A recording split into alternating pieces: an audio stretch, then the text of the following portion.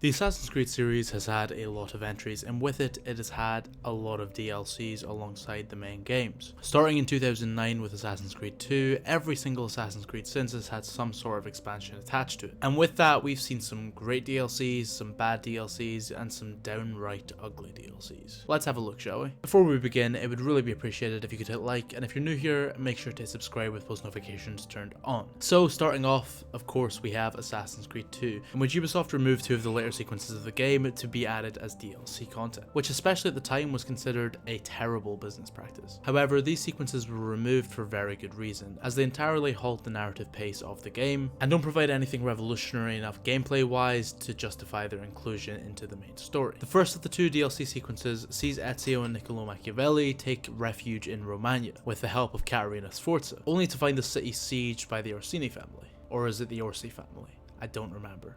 One of them. Caterina Sforza shows off her vagina, Ezio fights off some guards, 2 assassinations, and then he loses the apple. There is honestly not much to it, and I would argue there is so little that if it were to have been included in the main game of Assassin's Creed 2, it would have been immediately forgotten. However, it's followed by a second sequence that is unforgettable in multiple ways. A sequence that contains one of the most iconic scenes in Assassin's Creed history, but a sequence that from a gameplay perspective completely destroys the pacing and the atmosphere of the game. Paying an homage to Assassin's Creed 1, Sequence 13 sets out 9 targets, 9 lieutenants of Savonarola that you have to take out, exploring a new part of Florence as you do so. And thanks to a complete lack of build-up or background for these characters, the sequence devolves into mindlessly running around killing targets, and taking on what are essentially Origins tier bandit camps, which for a game like Assassin's Creed 2, which prides itself on its incredibly unique mission structure, is a downright travesty, and really does bring the overall experience of the game down. That being said, the payoff of the sequence, that being Ezio's speech at the Bonfire of the Vanities, is absolutely iconic, and redeems the Assassin's Creed 2 DLC from being forgettable and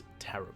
Moving on from there, in Brotherhood we got one of the best DLCs in the entire series, the Da Vinci Disappearance, which integrates mysterious cults, religious symbolism, historical events and beautiful artwork, and a few hours of exceptional gameplay. It utilizes the time period better than perhaps any other piece of Assassin's Creed content ever has. Thanks to the emotional investment the player already has in Leonardo, Ezio's journey to rescue his friend from the cult of Hermes is a meaningful one, and it incorporates storylines that are built up in the main game, which further makes it feel like a meaningful part of Brotherhood. Although it doesn't do anything revolutionary from a gameplay perspective, what it does do is excellently characterize both Leonardo and Ezio, build on their friendship, and build on the world of Renaissance Rome. However, it does it in a small scale and personal way, which can't be said for the DLC that followed it up in Revelations, a first-person platformer that was a major change-up for the series. Now this DLC, although boring for a lot of people, is actually quite interesting in the way it's set up, as a nearly entirely narrative-focused puzzle section. However, the narrative that the DLC contains is crucial for major plot points in the game. Specifically, the reason for the death of Lucy, the entirety of Gino's speech at the end of Brotherhood, and 90% of Desmond's backstory. And although it acts as a great addition to the lore of the series, it definitely should have been information that was incorporated into the main game, into the main story of the modern day.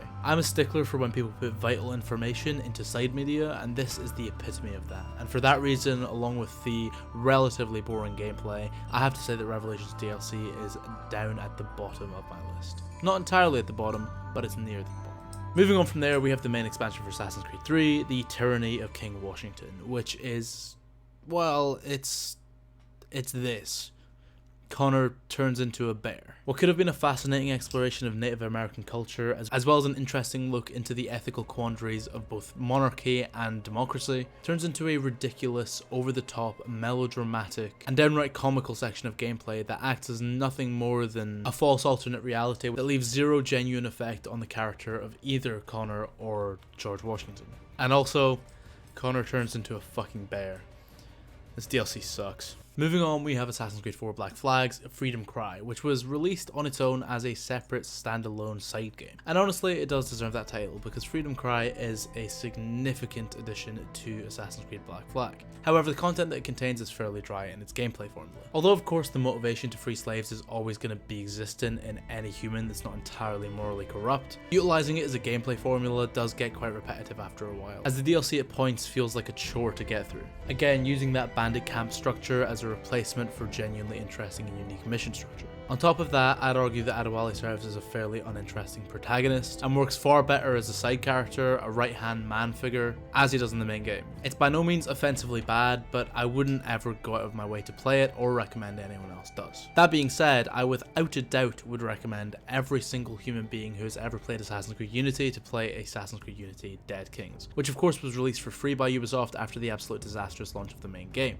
And although the DLC by no means fixes the bugs and the brokenness of that main game, it does absolute wonders to the thematic and narrative issues that main game had, as it shows us the aftermath of Arno's tragic loss of Elise, how he's grown as a character, how he looks to reclaim his status as an assassin, as well as how he looks at the world and at Paris. The character of Leon is a fantastic addition and genuinely connects to the character immediately, and the gameplay is given genuine additions with the cannon, more puzzle sections, an Assassin 2 mechanic, as well as a whole new batch of enemy types that genuinely switch up the formula from the main game, making the player think and engage in how they approach each and every encounter with an enemy.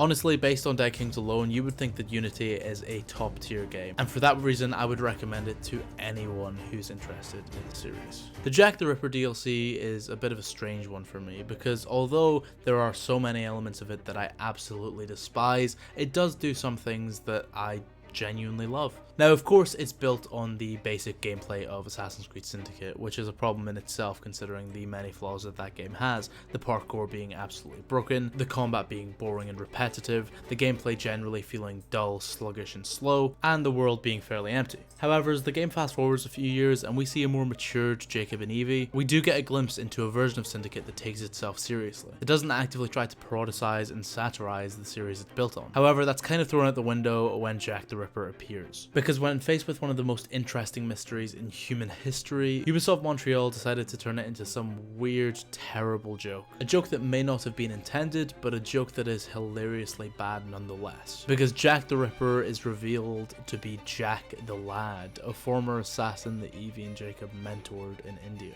It's a fucking ridiculous plot point that sours one of the most interesting historical events in human history. And although I'm a fan of the fear system that's introduced as well as the character changes of Evie and Jacob, the DLC, just like Syndicate itself, is a waste of time that does nothing but laugh at the player. One of Assassin's Creed Origins' biggest redeeming factors is its DLC, The Hidden Ones and The Curse of the Pharaohs, both of which I've gone over pretty extensively in my best and worst things about Assassin's Creed Origins video. So to keep it brief, The Hidden Ones builds on the assassin lore and Bayek as a character massively, as well as tying up loose ends of his and Aya's relationship. Meanwhile, The Curse of the Pharaohs leans heavily into mythology and religious beliefs, which although isn't my ideal for the series, is very interesting when it's presented in the context of Bayek, who is a deeply spiritual man who values his beliefs above all else. Also, The Hidden One's DLC outfit is absolutely gorgeous, and for that reason alone, it's worth playing. I refuse to talk about the Odyssey DLCs. If you want to know why they are fucking dreadful, check out James's videos on them. They spit in the face of Assassin's Creed. And last but not least, we have Assassin's Creed Valhalla, and in this case I am yet to play the France DLC. However, the Wrath of the Druids acts as nothing more than an extra district in the world for Eivor to take over, which isn't necessarily a bad thing. If you're a fan of the formula of Assassin's Creed Valhalla, that being go to various different counties around England and taking down whoever's in charge, taking power for yourself, making alliances, that type of thing, then you will probably like Wrath of the Druids, because it expands on that with simply an extra story arc. It's an entirely inoffensive addition to the game. It's in very literal terms an expansion of what the game already is. So if you enjoy Valhalla's base game, you will enjoy Wrath of the Druids. That being said, I've not really played Assassin's Creed Valhalla in the last 6 months, so I honestly have no idea what's going on there, and to be honest, I don't think I want to know. So that is the Assassin's Creed DLCs, the good, the bad, and the ugly. If you did enjoy the video though, it would really be appreciated if you could hit like, and if you're new here and want to see more content like this, make sure to subscribe with post notifications turned on. And with all that being said, I've been Joe, aka Founder Scarab, and I will see you in the next one.